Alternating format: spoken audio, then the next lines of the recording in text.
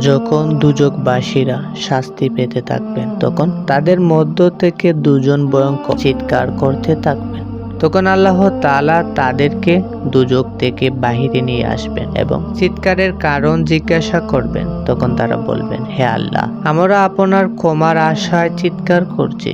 আল্লাহ বলবেন, তোমাদের প্রতি আমার এটাই ক্ষমা, তোমরা জাহান্নামে ছিলে, জাহান্নামে চলে যাও। তখন একজন ব্যক্তি ভাববেন, দুনিয়াতে তো আল্লাহর হুকুম পালন করতে পারেনি, আর আজকে এই হুকুমটাই পালন করি। তখন সে দৌড়ে গিয়ে জাহান্নামে ঢুকে পড়বে, আর সাথে সাথে আল্লাহ তাআলা তার জন্য জাহান্নামকে জান্নাত বানিয়ে দিবেন। আর এদিকে দ্বিতীয় জন একই জায়গায় দাঁড়িয়ে থাকবেন, আর তাকে প্রশ্ন করা হবে, তুমি যাওনি কেন? তিনি বলবেন, মালিক, আমি আশা করেছি আপনি যেহেতু একবার আমাকে জাহান্নাম থেকে বের করেছেন, আর দ্বিতীয়বার জাহান্নামে প্রেরণ করবেন না। আল্লাহ তাআলার বিশেষ দয়া হয় এবং তিনি ওই ব্যক্তিকেও জান্নাতে প্রেরণ করেন।